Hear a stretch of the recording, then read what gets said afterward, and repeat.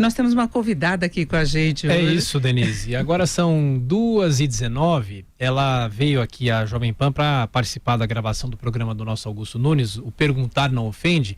E já que Perguntar Não Ofende, a gente passou por ela no corredor e perguntou: a senhora dá uma palavrinha com a gente aqui? Uma honra. É a deputada estadual eleita por São Paulo, doutora Janaína Pascoal. Muito obrigado pela visita. Uma honra, boa tarde. Poder conversar com vocês aqui é sempre uma grande alegria. Bom, o Daniel estava falando dos principais pontos anunciados hoje pelo ministro Sérgio Moro. A senhora acha que vai no sentido correto? Ele pretende colocar de um lado o endurecimento das penas, especialmente segunda instância, e essa questão da negociação, a corrupção virar crime de fato, não servir para mascarar outros crimes, inclusive. Veja, a gente que trabalha na área do direito sempre quer ver como é que a coisa ficou no papel, né? Então eu vou precisar ler, vamos dizer assim, as propostas conforme a redação, porque em termos de direito, às vezes uma vírgula faz diferença.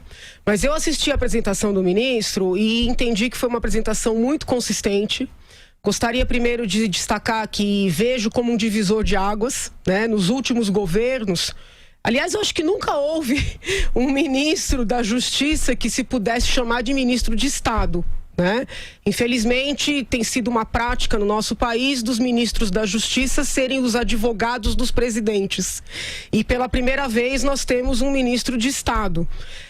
A apresentação do ministro mostra um conhecimento da matéria, né, raro. Então, você pode até não concordar com o outro ponto, mas é impossível deixar de perceber a sistematicidade da proposta, das propostas que foram apresentadas. Na USP, eu desenvolvi a disciplina Segurança Pública e Direitos Fundamentais.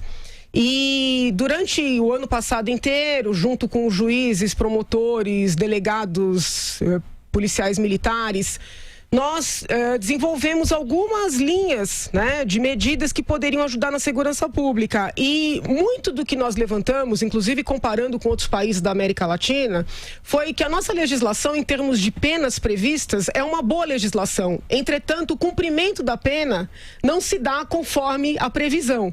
E isso ficou muito presente na fala do ministro. Se os senhores prestarem atenção, ele foi muito claro: olha, só temos um caso de elevação de pena. Nos demais, são medidas que endurecem o cumprimento da pena. Então, isso é um ponto muito positivo desse pacote de medidas que ele apresenta. Um outro ponto que eu considerei extremamente positivo: ele trabalhou muito com o princípio da proporcionalidade, que é um princípio que deve nortear o sistema penal.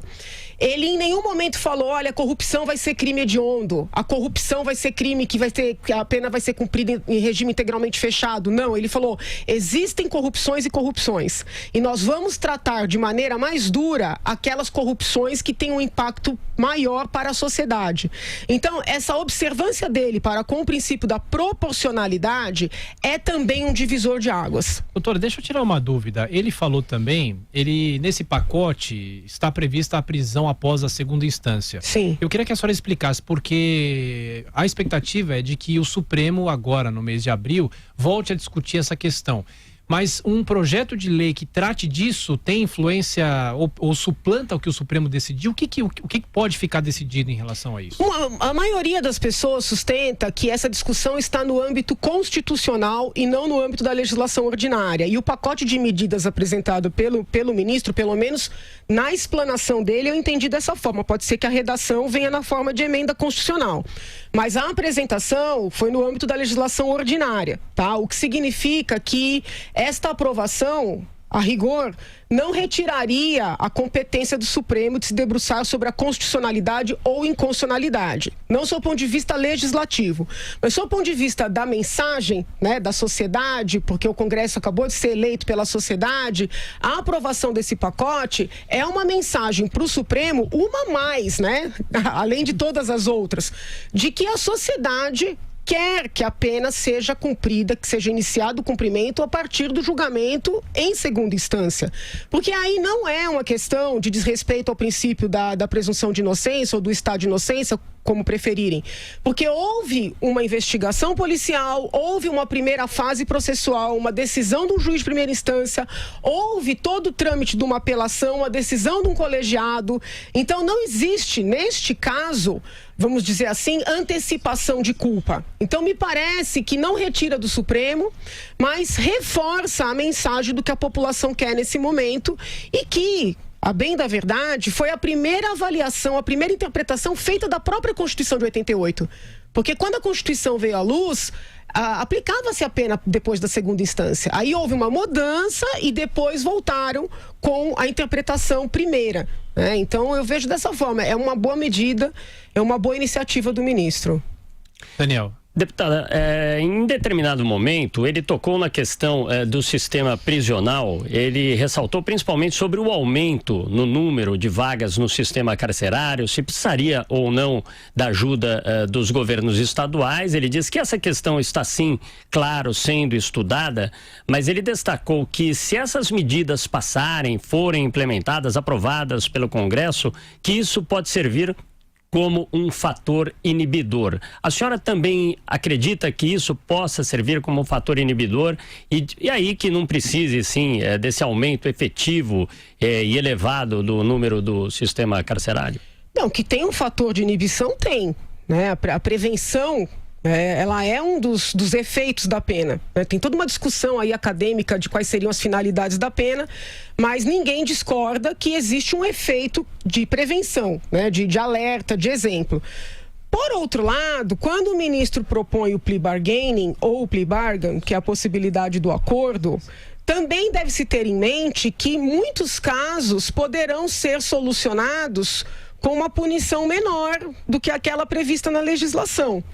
E até com uma punição alternativa, né? Porque o que é o plea bargaining? É a possibilidade da pessoa se declarar culpada, ter uma punição imediata, com uma redução significativa de pena.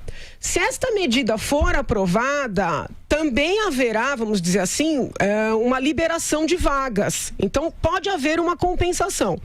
Eu confesso que estava tensa quando o ministro falou que ia propor o plea bargaining, tá? Não é um instituto com o qual eu concorde, assim, 100%, porque ele abre portas para a injustiça. Sobretudo quando se deixa completamente na mão do Ministério Público. Mas o ministro frisou, não sei como é que vai ficar isso no papel, que necessariamente vai passar pelo crivo do judiciário. Né? Então é uma segurança a mais. Então ele mesmo trouxe algumas propostas que poderão liberar algumas vagas no sistema. E sobre isso daí até foi o próprio ministro do Supremo Tribunal Federal, Alexandre de Moraes, que acabou dando essa ideia e ele espelhou essa questão do plea bargain. Bom, deputada, agradecemos muito sua participação aqui, meio de surpresa, na nossa cobertura especial. Honra.